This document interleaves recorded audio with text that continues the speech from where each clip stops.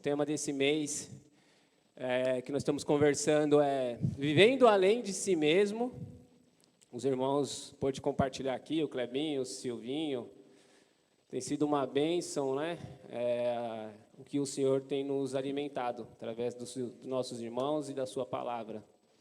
Bom, pensando nesse tema, irmãos, essa semana eu relutei bastante a respeito do que eu iria falar, só que não teve jeito. Eu vou compartilhar aquilo que eu tenho certeza que é o que Deus colocou no meu coração e é o que Ele tem para a gente hoje, que é sobre duas coisas bem conhecidas. Não tem, na verdade, o Evangelho não tem novidade, né, meu irmão?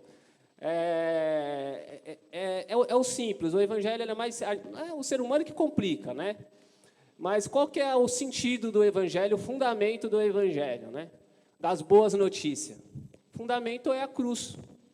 Então eu quero falar hoje sobre duas cruzes. Quero falar sobre a cruz do nosso Senhor e sobre a nossa cruz. Eu quero dizer para os irmãos, que talvez alguns não saibam, né? Que ainda existe uma cruz.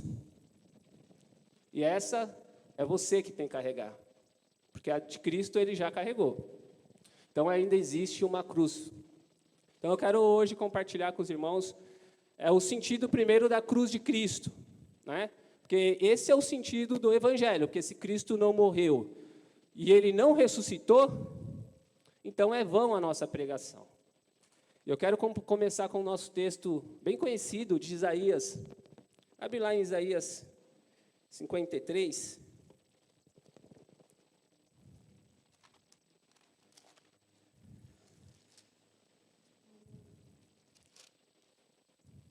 Bom, esse texto de Isaías, ele relata aqui o sofrimento de Cristo, e o propósito qual Cristo veio para a terra, e o desígnio de Deus sobre a vida do Salvador, sobre a vida do seu Filho. Qual que era o desígnio de Deus sobre a vida do seu Filho, né? Vamos ler a partir, porque eu quero dar uma ênfase aqui, na verdade, no versículo 10, mas vamos ler a partir do versículo 4. Está dizendo assim, ó. Certamente, Ele tomou sobre si as nossas enfermidades. Ele quem que tomou sobre si? Jesus, tá? E as nossas dores, Ele levou sobre si. E nós o reputamos por aflito, ferido de Deus e oprimido. Mas Ele foi transpassado pelas nossas transgressões e moído pelas nossas iniquidades. O castigo que nos traz a paz estava sobre Ele, e pelas suas pisaduras fomos sarados. Muitas pessoas, muitos pregadores, muitas pessoas que falam do Evangelho, eles interpretam mal essa passagem, principalmente essa passagem aqui de Ele levou sobre si todas as nossas dores, nossas enfermidades. Claro, né? Claro que tem uma solução para as nossas demandas, a demanda do nosso corpo, né? Como enfermidade. E ele levou mesmo, só que essa enfermidade, ela só vai ser cessada na vinda dele, quando o nosso corpo for restaurado. Por quê? Porque isso quer dizer, essa passagem não garante que você não vai ter enfermidade, viu, meu irmão? Então, se alguém ficar lá, repete esse versículo, porque aí você toma posse e você vai ser curado. Esquece disso, é bobeira, tá? Ele foi moído pelas nossas transgressões. A Bíblia diz que ele foi moído. O nosso Cristo foi moído pelas nossas transgressões. Olha que interessante, o castigo que nos trouxe a paz estava sobre ele. Você lembra em Romanos 5, quando fala assim que nós somos justificados pela fé e temos paz com Deus? Por quê? Porque a ira de Deus foi derramada sobre Cristo. Então o castigo que era para vir sobre mim, sobre você, foi sobre ele. Vamos continuar aqui. Estava sobre ele e pelas suas pisaduras fomos sarados. Todos nós andávamos desgarrados, como ovelha, cada um se desviava pelo caminho. Mas o Senhor fez cair sobre ele a iniquidade de todos nós. Ele foi oprimido e humilhado, mas não abriu a boca. Como cordeiro foi levado ao matadouro. E como ovelha muda perante os seus tosquiadores, ele não abriu a boca. Tremendo isso daqui, né? porque por juízo opressor foi arrebatado, e de sua linhagem quem dela cogitou? Porquanto foi cortado da terra dos viventes, por causa da transgressão do meu povo. Foi ele ferido, designaram-lhe a sepultura com os perversos, mas com o rico esteve na sua morte, posto que nunca fez injustiça, nem dolo algum se achou em sua boca. Todavia, ao Senhor agradou moê-lo. Todavia, a Deus agradou moê-lo. Olha que interessante. Fazendo-o enfermar. Quando der ele a sua alma como oferta pelo pecado, verá a sua posteridade e prolongará os seus dias. E a vontade do Senhor prosperará nas suas mãos. Bom, as Escrituras dizem, irmãos, que é o versículo 10 aqui, que a Deus agradou moer Jesus. Claro que nós sabemos que Jesus foi julgado ali. Ele foi primeiro para Herodes, os judeus incitaram o povo para crucificá-lo, os líderes. Ele foi até Pôncio Pilatos, que não queria, a mulher de Pôncio Pilatos tinha tido um sonho e ela não queria, ela falou, olha, lava a mão desse justo. E no meu sonho eu sofria muito por conta dele. E aí Pilatos, como queria fazer uma média com o povo, coloca para o povo escolher. Traz Barrabás, que era um cara que merecia, merecia sim estar ali preso. E ele fala, quem que você quer que eu solto? Porque na Páscoa eles tinham esse costume de soltar alguém na Páscoa. E aí o povo escolhe que crucifique Jesus e solte Barrabás. Então nós logo pensamos, tadinho de Jesus. Claro, que ninguém quer ver um outro sofrer, isso é da natureza do ser humano.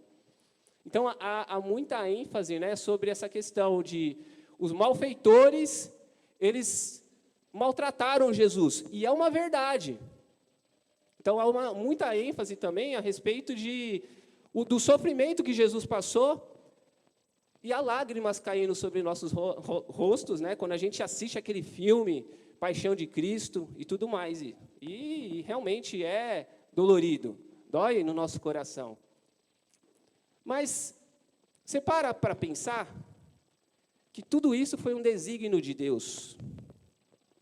Apocalipse 13:8 fala que Jesus tinha morrido desde a fundação do mundo.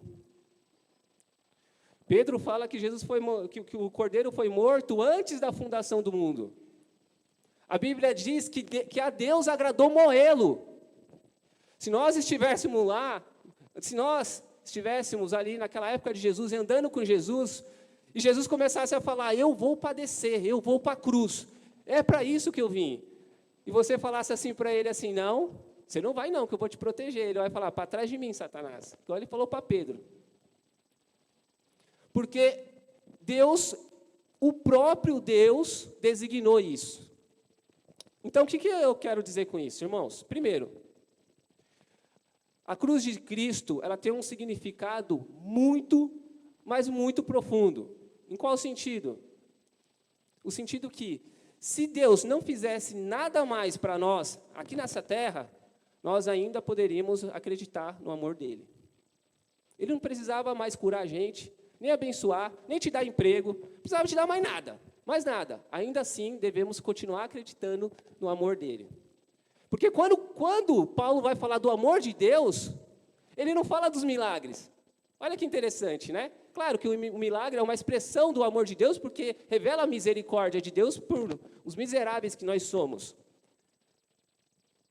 Mas, quando Paulo fala do amor de Deus, em Romanos 5:8, ele fala assim, que Deus prova o seu amor para conosco quando entrega o seu Filho. Então, ele não fala assim, Deus prova o seu amor para conosco quando nos cura. Deus prova o nosso amor para conosco quando dá um emprego. Deus prova o nosso amor para conosco quando nos dá uma família abençoada e abundância de fartura. Não. Ele fala que ele prova. O Deus não tem mais nada a provar para a gente. Não tem mais nada, meu irmão. A cruz de Cristo foi suficiente. Por quê? Quem matou Cristo? Foi o próprio Deus, foi o desígnio de Deus. Claro que aqueles todos que julgaram, que condenaram Jesus, vão pagar por isso e são responsáveis por isso. Mas o desígnio de Deus fez com que tudo acontecesse. O propósito de Deus. E aí nós paramos e pensamos assim, calma aí. Agora eu entendi. Então, Deus matou o filho. Foi Deus. E Deus se alegrou nisso. Olha que interessante, gente. Por quê? Porque Deus olhava e via eu e você aqui hoje. Por isso. É por isso. Isso daí, meu irmão, se a gente começar a compreender isso como realidade para nossas vidas, a gente entra em um outro patamar de maturidade cristã. Por quê? Porque a gente sai um pouco da esfera somente terrena, no sentido de Deus, ele realmente é um Deus que cuida dos seus filhos. Mas Ele já cuidou de você antes de você estar se entregando a Ele já tinha cuidado de você. Então, Deus está muito antes de você nascer, olhando para você, olhando para mim, expressando o amor dEle por nós. Agora, olha que interessante. A continuação do versículo. Ele, no 11, ele verá o fruto do penoso trabalho de sua alma e ficará satisfeito. O meu servo, o justo, com seu conhecimento justificará muitos, porque as iniquidades dele levará sobre si. Bom, quem verá o fruto do trabalho da sua alma e ficará satisfeito? Cristo. E às vezes a gente fala assim, Ailton, mas calma aí, Cristo era Deus. Às vezes a gente pensa assim, né? Cristo fazia a vontade de Deus. Só que Cristo era Deus, então era fácil para Cristo. Cristo era 100% homem e 100% Deus. Não foi fácil para Ele. Não foi fácil para Ele. Tanto que, a gente pode saber, né? Que, na verdade, é bem anunciada essa questão, o sofrimento de Cristo.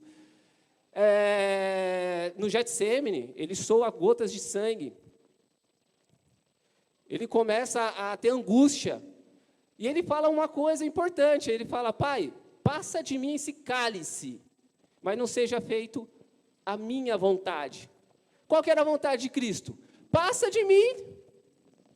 Então não foi fácil para ele. Passa de mim esse cálice. E que cálice que é esse, irmão? O cálice da ira de Deus.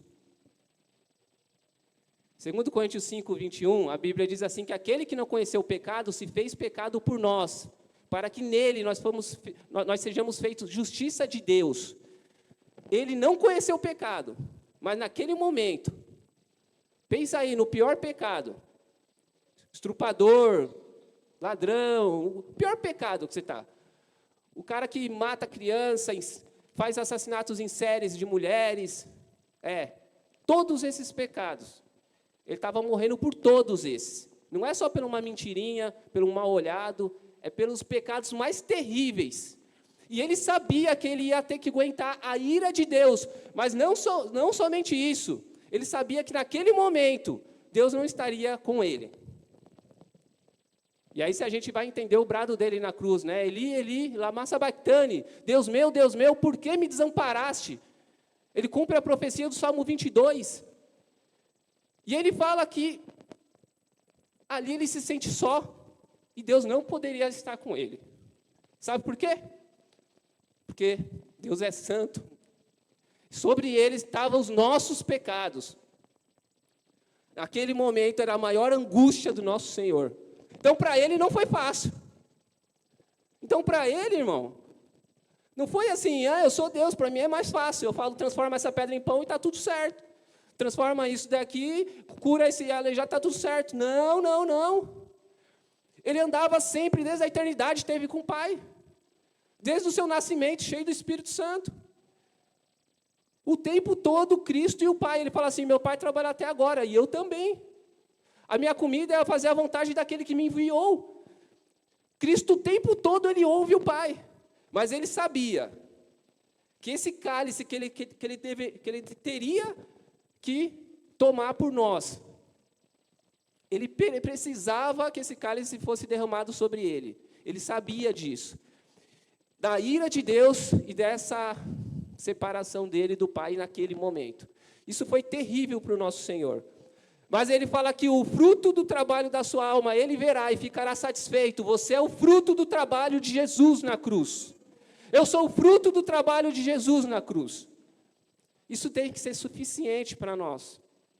Viver além de si mesmo. Isso tem que ser suficiente. Para a gente pensar que tipo de vida nós temos vivido. Por quê? Porque ele era o Cordeiro.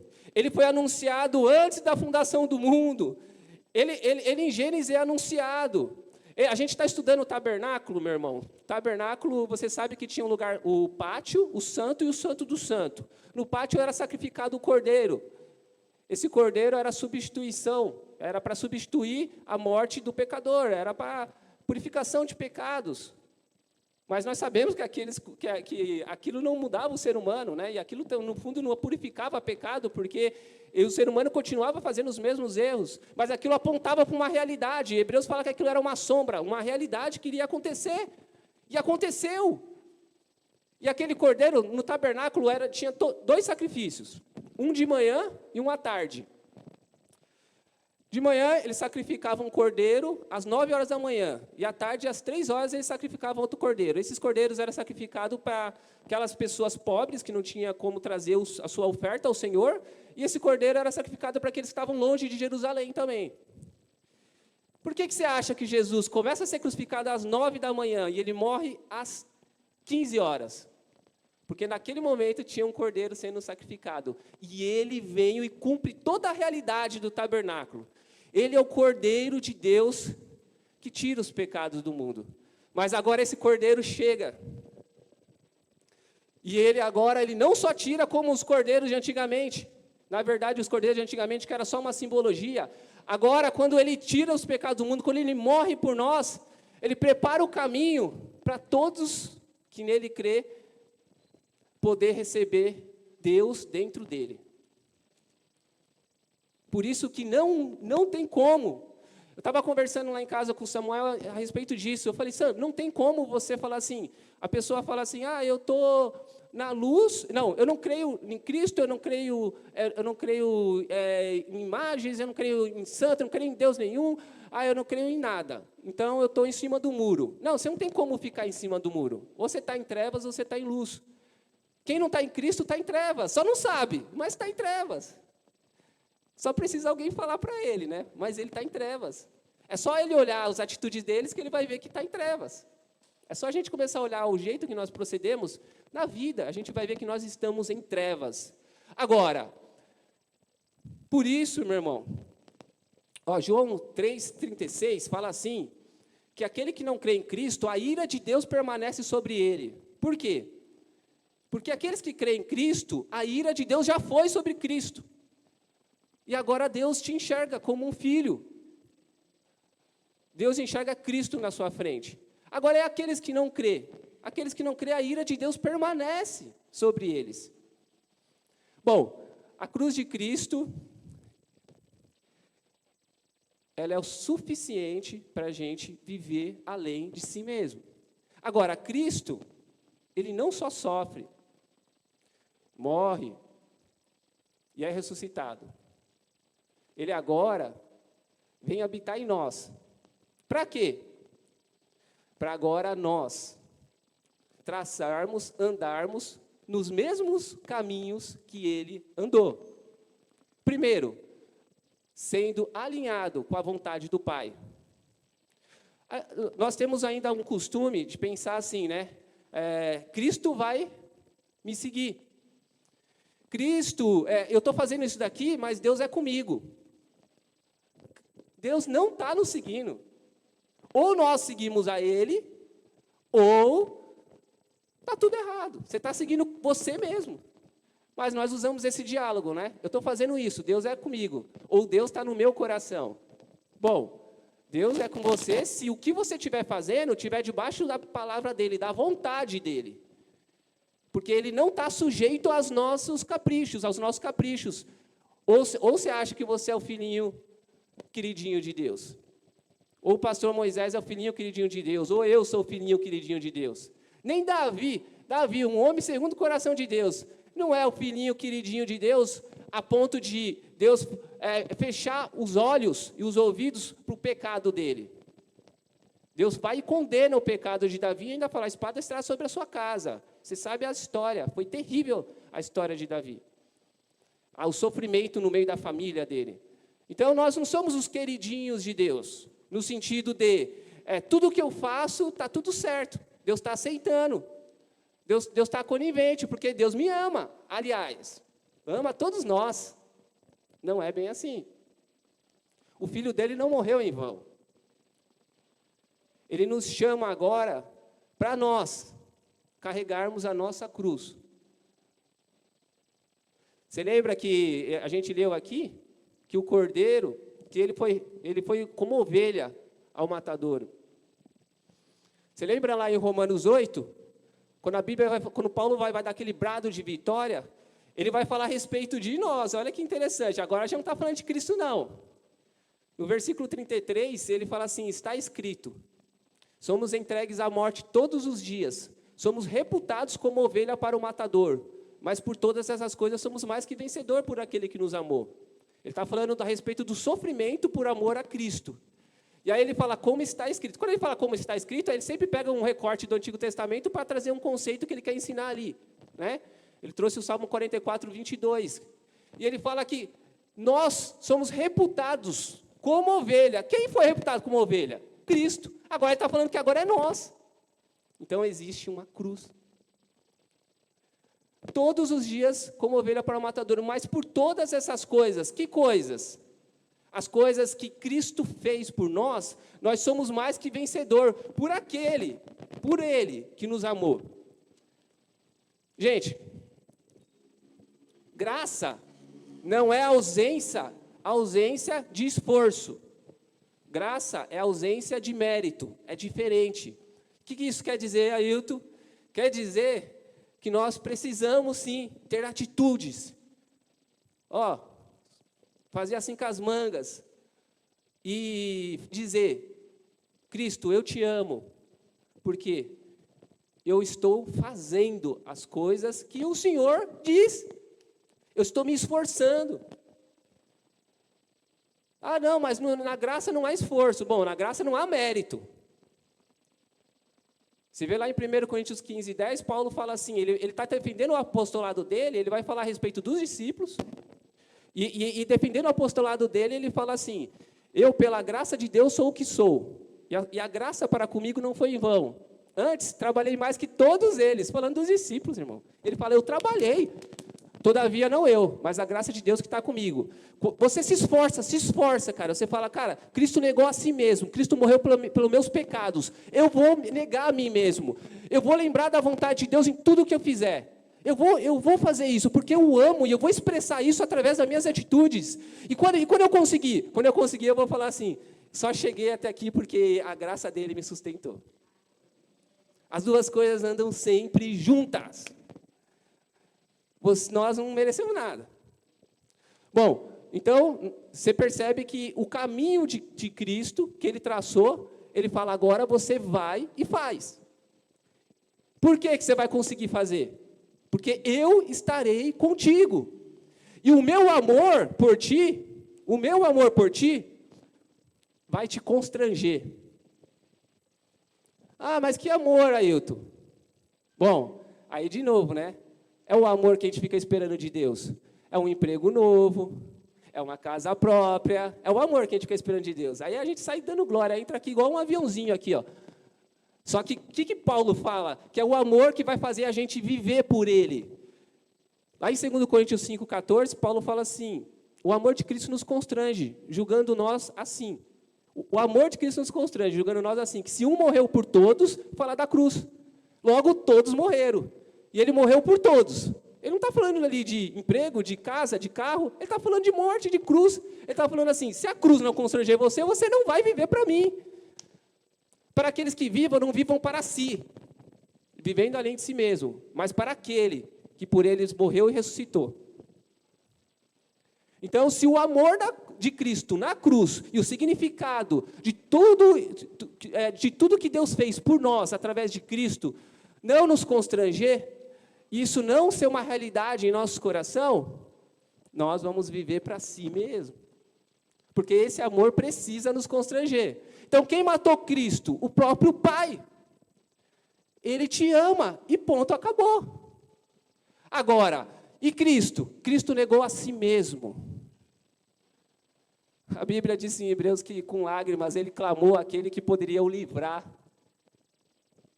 de tudo isso que ele ia passar.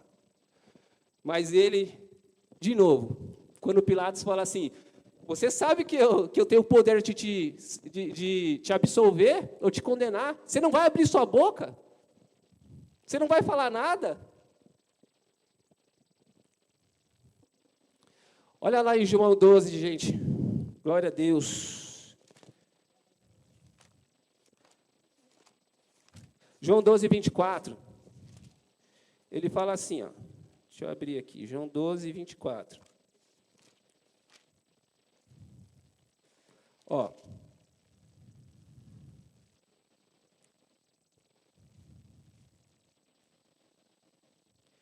Eu gosto muito desse versículo. Esse capítulo de João 12. Ó, ele fala assim, ó, para a gente... Ó, em verdade vos digo, se o grão de trigo caindo na terra não morrer, fica ele só. Mas se morrer, produz muitos frutos. Quem ama a sua vida, perderá. Mas aquele que odeia a sua vida neste mundo, preservará para a vida eterna. Se alguém me serve, siga-me. E onde eu estiver, ali estará também o meu servo. Bom, quem é esse grão de trigo que cai na terra? Ele. Ele está usando essa simbologia porque isso era muito fácil para os judeus entender. E ele fala, se esse grão não morrer, ele não produz frutos. Mas se ele morrer, ele produz muitos frutos. Aí agora, olha que interessante, ele falou de quem? Dele. Agora ele vai falar de quem? Ele vai falar de nós. Olha que interessante, ele fala assim, quem ama a sua vida, no 25, perde, mas aquele que odeia a sua vida neste mundo, preservará para a vida eterna. Se alguém me serve, siga-me, e onde eu estou, ali estará também o meu servo. Se alguém me servir, o Pai o honrará. E agora está angustiado a minha alma. Eu direi Pai, salva-me desta hora, mas precisamente com este propósito vim para esta hora. Bom, a alma dele estava angustiada. E ele fala assim, Pai, salva-me dessa hora. Ele fala, de maneira nenhuma, porque foi para isso que eu vim. Jesus só veio para nos reconciliar com Deus. Mas os milagres, Ailton? Mas e o cego enxergando? E o mar acalmando? Bom, tudo isso, claro que essas coisas iriam acontecer. Afinal, Deus estava entre nós. Emanuel, é o Deus conosco. O Deus andando aqui não tem como não acontecer. Milagre, não tem como os demônios gritar. Não tem como ele não passar e as coisas não acontecerem. Mas o propósito eterno de Deus, da vinda dele aqui na terra, foi para que o grão de trigo morresse. E hoje nós somos esse fruto que esse grão de trigo produziu. Glória a Deus, né? Glórias a Jesus. Em João 10,17, ele fala assim que por isso o Pai ama ele, porque ele dá a vida para depois tornar a tomá-la. Aí ele fala, ninguém tira de mim. Eu tenho o poder de dar, tenho o poder de tornar a tomá-la. Esse mandamento eu recebi do meu Pai. Aí olha só, gente, por que o Pai ama ele? Porque ele dá a vida. E como você acha que você expressa o amor seu por Jesus? Dando a vida. É isso. Você viu como é mais simples? Parece ser simples, né? É nada? Só que não. É dando a vida. Bom, tem alguns irmãos que precisam dar a vida literalmente, morrer em nome da fé. Graças a Deus nós não. Mas nós precisamos dar a vida, negando-se a si mesmo, as nossas vontades. Tudo aquilo que a gente constrói como conceito, agora tem que ser negado. Você tem vivido em torno de si mesmo? Nós temos vivido em torno de si mesmo? Bom, se nós temos vivido em torno de si mesmo, eu acho que realmente Deus tem essa palavra para a gente. E nós precisamos entender o que significa viver em torno de si mesmo. Bom, Jesus, em Lucas 9, 23, ele já vai iniciar assim. Quem quiser vir após mim, negue-se a si mesmo, pega a sua cruz e siga-me, certo? Bom, primeiro que a cruz, ela é um instrumento de sentença de morte. Então, na época, eles tinham que carregar essa cruz. Cristo carregou, depois o sirineu veio e ajudou ele a carregar. Mas ali é um instrumento de sentença de morte. Bom, você tem esse instrumento, eu tenho esse instrumento comigo. Nós estamos sentenciados à morte. E essa consciência da sentença de morte, morte do que, Ailton? Morte das minhas vontades. Morte de si mesmo. Agora me explica melhor. Tá bom, aí eu vou explicar melhor. E aí ele vai falar assim, aquele que ganhar a vida vai perder. E aquele que perder a vida por amor de mim, vai ganhar. Então, vamos ver aqui alguns exemplos a respeito de ganhar a vida, quem está ganhando a vida e quem está perdendo a vida. Né? O que é negar a si mesmo? O que é carregar a cruz? Que cruz é essa? Mas Cristo não já se entregou? Por que ele está falando de outra cruz? Bom, ele está falando de outra cruz, não é para os ímpios. Ele está falando de outra cruz para aqueles que amam a Ele, que vão agora seguir a Ele. Mas e as outras pessoas que agora querem seguir a Ele, mas fazendo a própria vontade? Elas vão ficar pelo caminho. Essas pessoas ficam pelo caminho, não tem jeito, gente. Quando Jesus começou a dar um discurso duro, ficou só 12. Jesus não está preocupado com a igreja cheia. É nós que estamos, né? Às vezes por causa da oferta, não no nosso caso.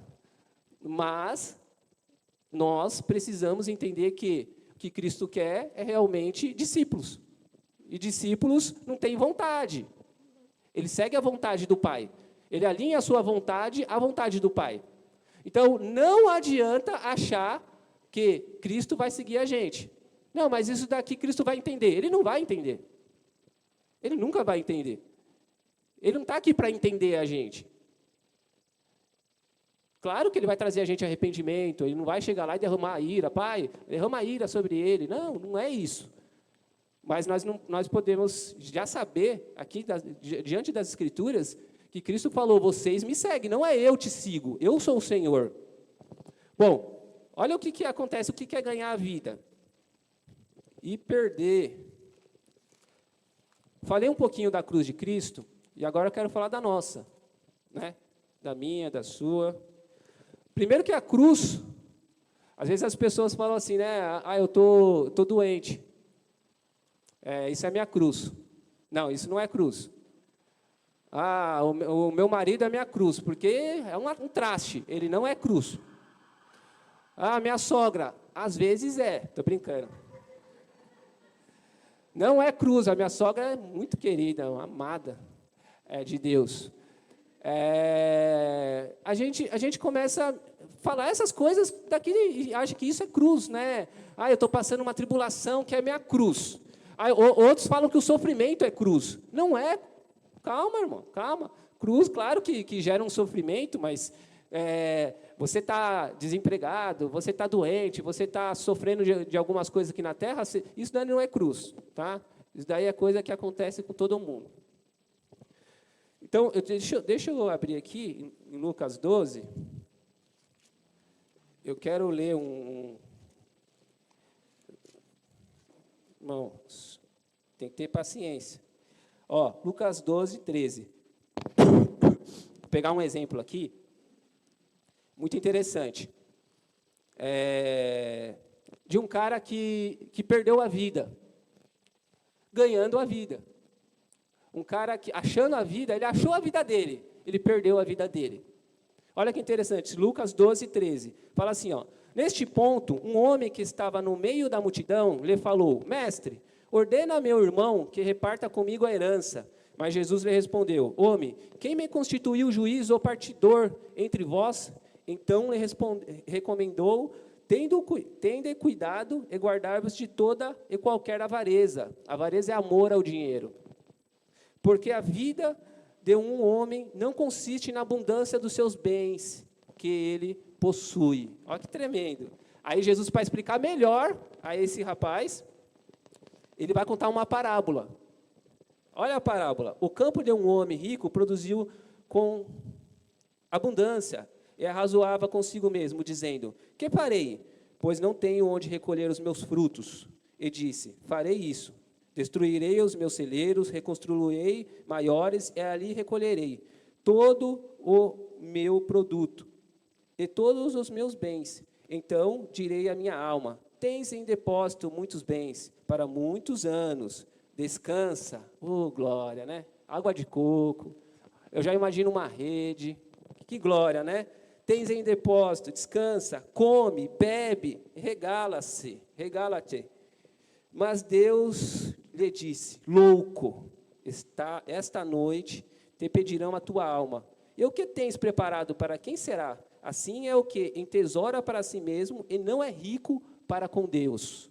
Bom, aqui tem um exemplo claro de pessoas que achou a vida, mas perdeu. Esse cara aqui, irmãos, é um grande, vamos contextualizar, tá? Um grande empresário. A empresa dele deu tanto dinheiro que ele não tinha nem banco para guardar tanto dinheiro. Falou: vamos construir outro celeiro, vamos juntar.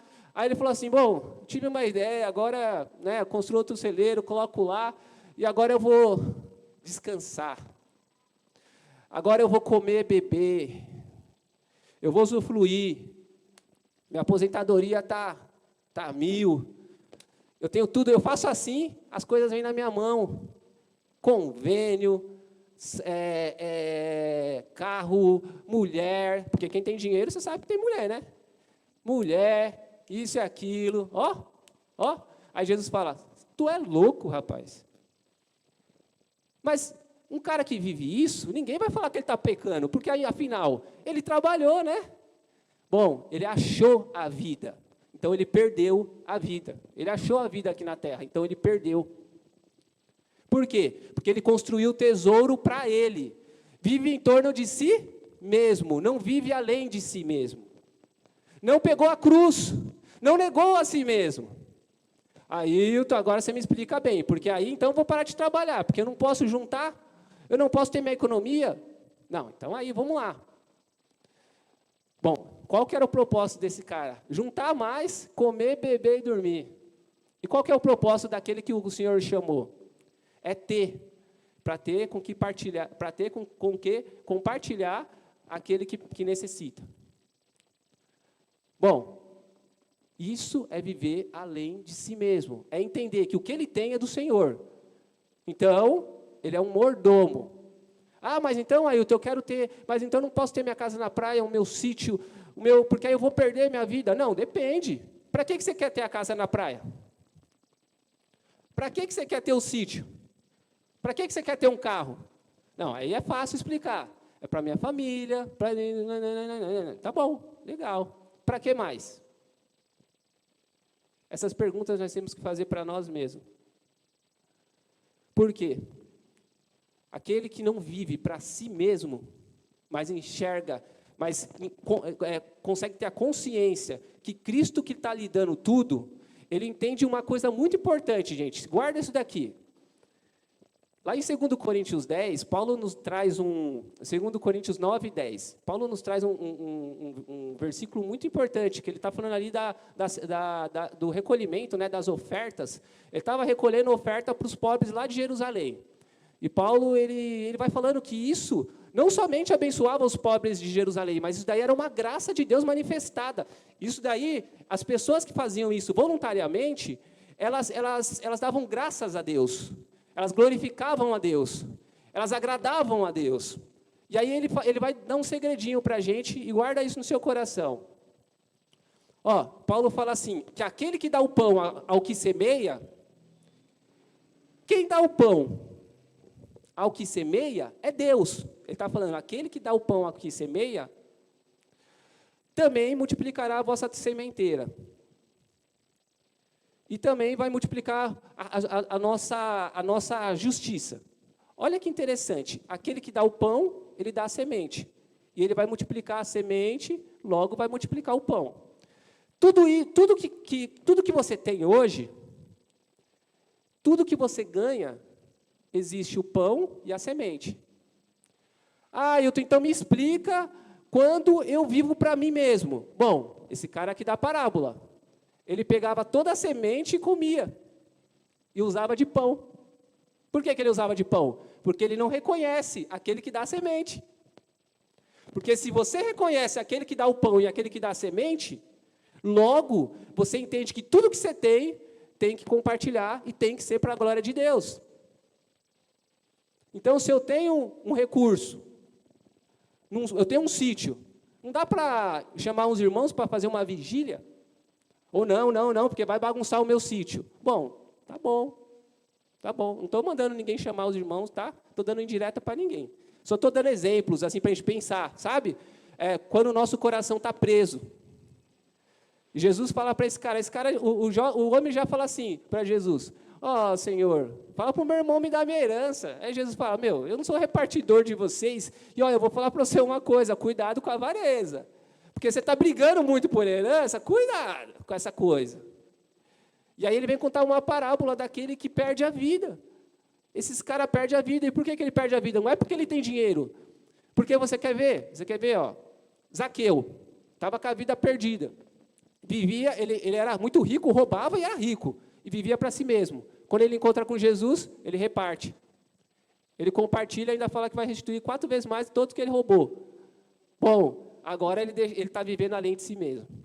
Porque agora ele enxerga tudo que eu tenho aqui, além de eu ter feito besteira, não foi com o meu esforço. Você lembra que eu falei que é isso? Você se esforça para você ter as coisas, mas quando você chega lá, você fala, foi Deus que me deu. Então, se foi Deus que me deu, de alguma forma, alguém perto de mim vai ser abençoado também. Porque eu sei que eu ganho o pão e a semente. Eu vivo além de mim mesmo. Bom, o que mais, Ailton, então? O que é viver além de si mesmo? Bom, para que nós casamos? Não, eu caso para ser feliz. Vai nessa, você casa para ser feliz. Por isso que no meio cristão há muitas separações. É sério, a pessoa casa para ser feliz, ela quebra a cara.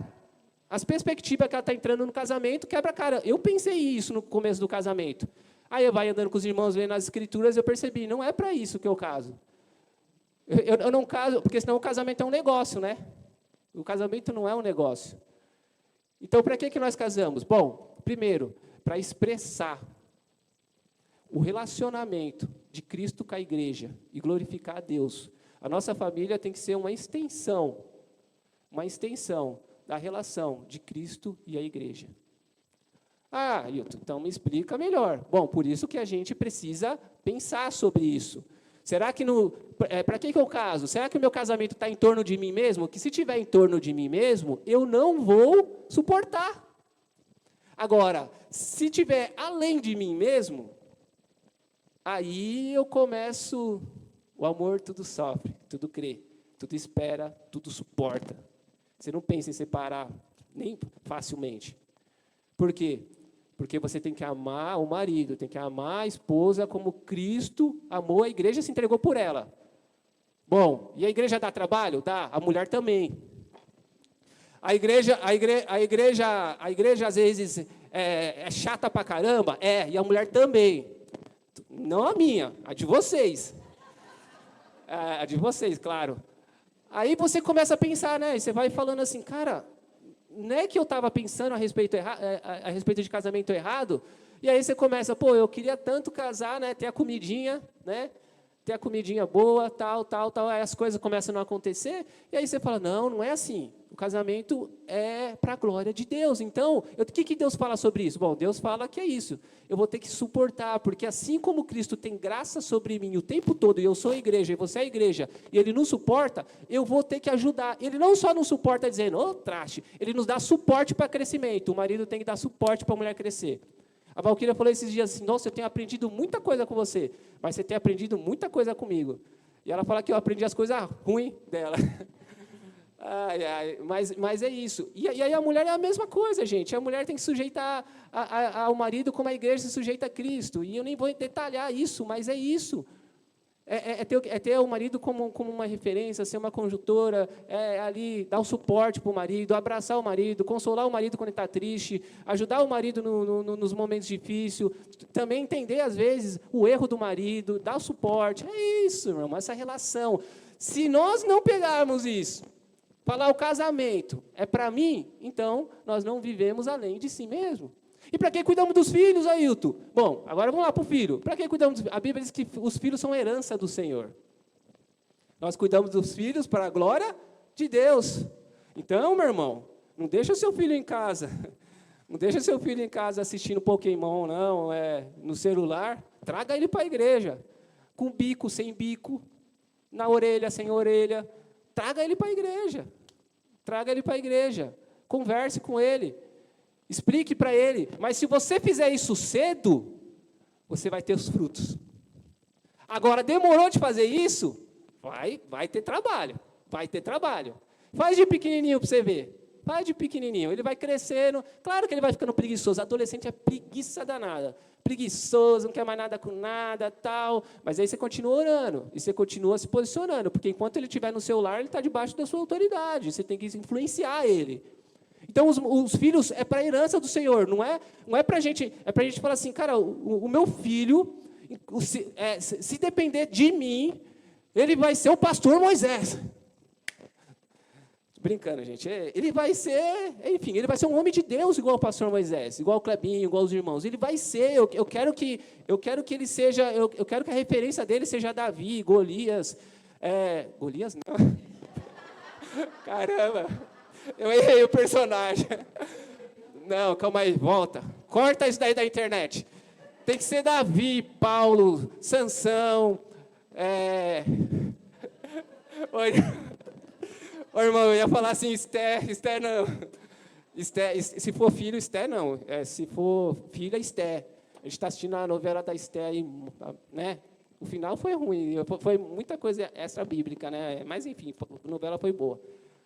Mas, gente, é isso. A gente glorifica a Deus ensinando os filhos. Por isso que a Bíblia diz, coloca seus filhos na mesa, ensina ele, conversa com ele. E mais do que isso, nossos filhos, a maior forma de ensinamento para nossos filhos é exemplo, né? É exemplo. Se seu filho não te ver orar, você vai mandar ele orar e falar, você está de brincadeira, né? Se seu filho não te ver ler as escrituras, ele não vai ler. Então, exemplo, exemplo, exemplo. O que Cristo nos deixou foi exemplo. O que nós aprendemos com nossos líderes é porque eles nos dão exemplo, não é porque ele é líder.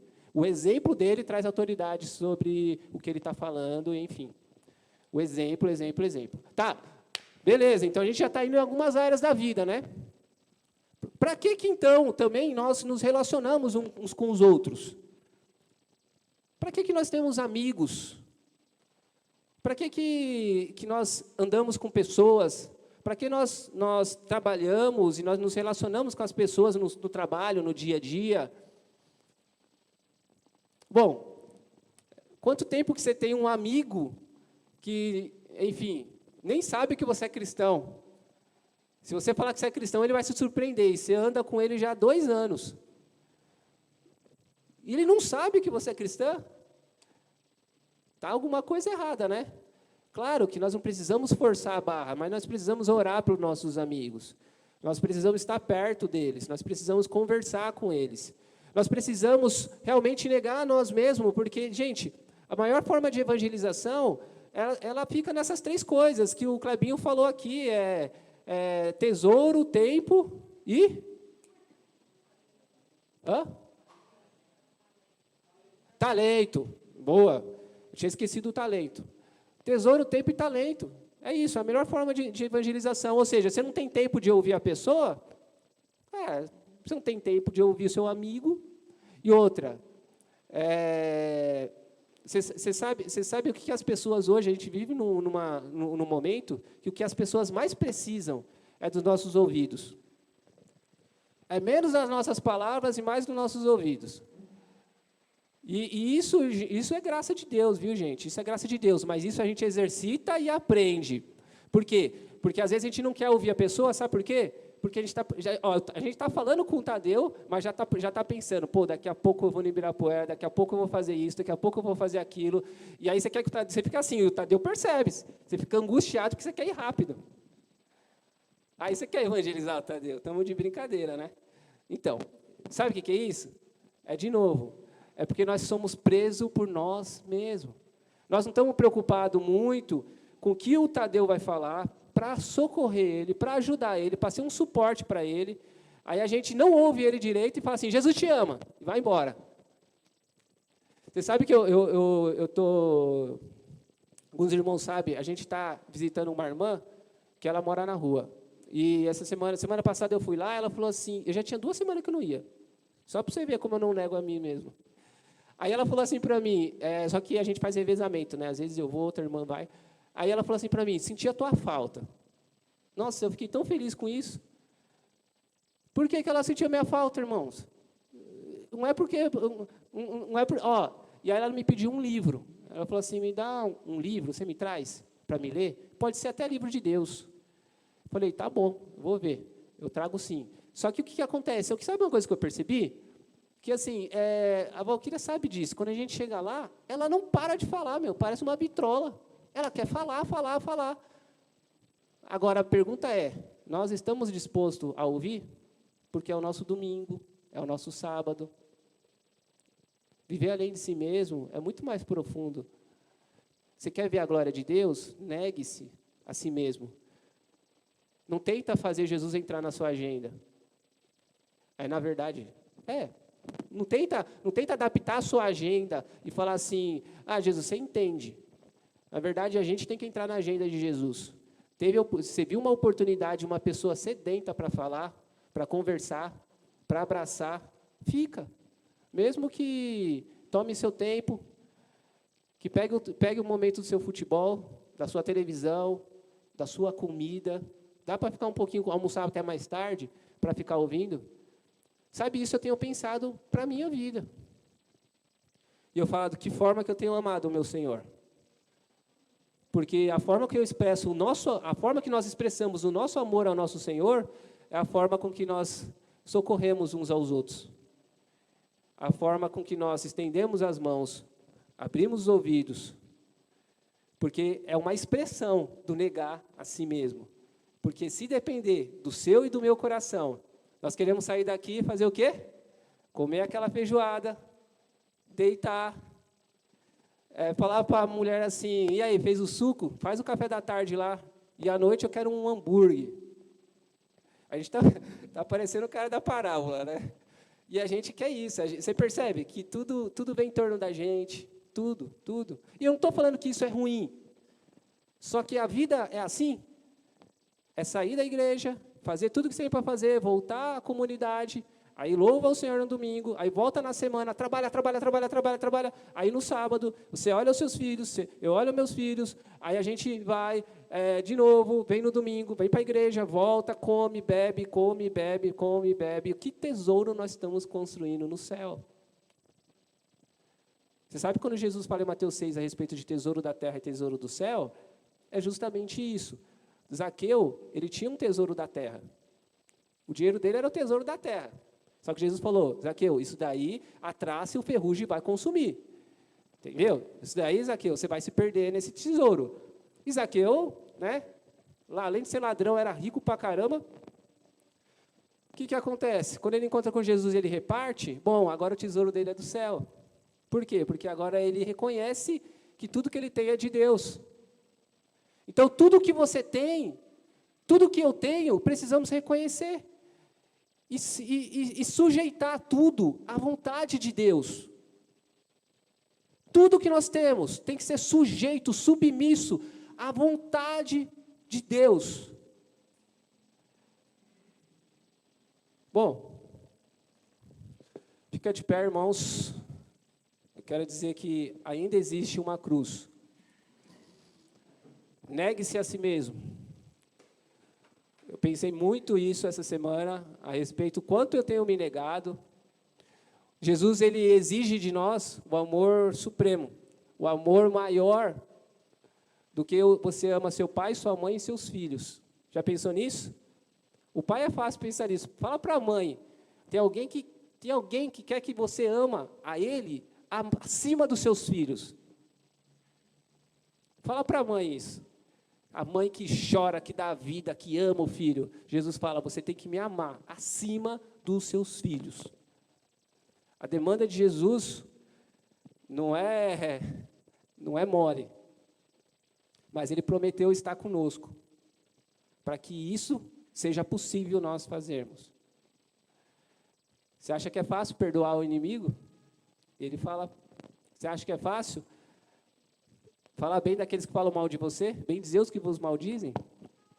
Ele fala para orar pelos que te perseguem? É fácil, irmãos? Não, né? Isso não é fácil, né? Bom, é isso. No final ele fala assim, para que sejais filhos dos vossos pais que estáis no céu. Ele fala, meu irmão, é o único caminho de você me seguir. Não tem atalhos.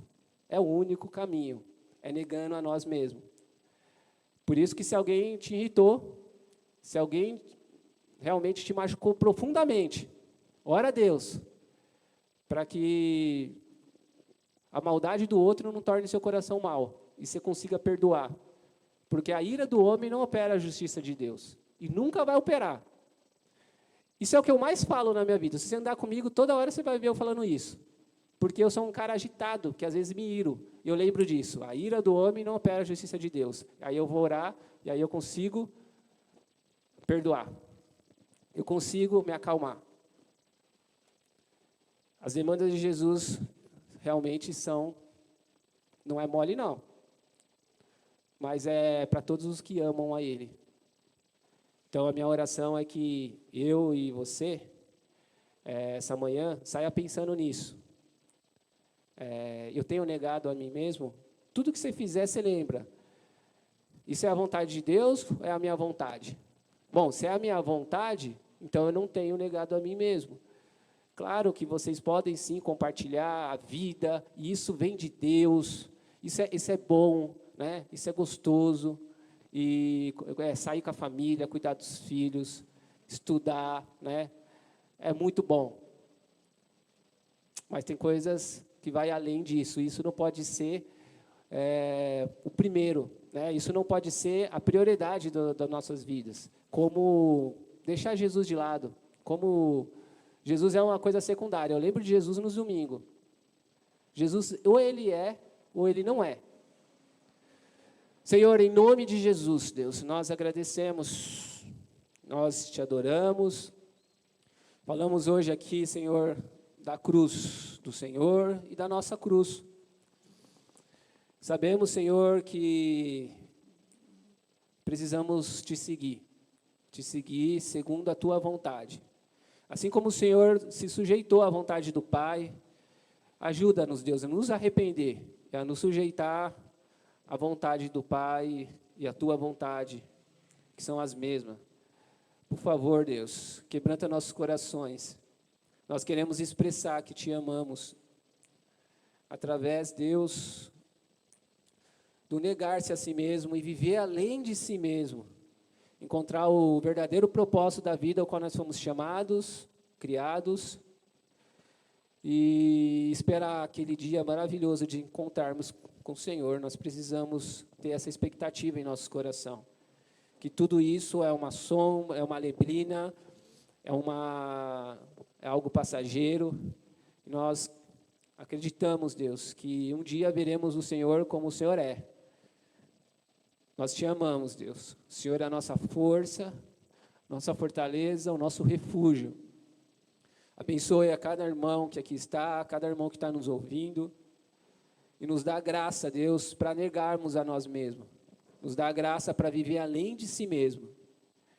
E que, Senhor, todas essas ministrações que estamos fazendo esse mês, gerem frutos de arrependimento, gerem ações e gerem missão para a glória do teu nome, em nome de Jesus. Amém. Aplauda o Senhor.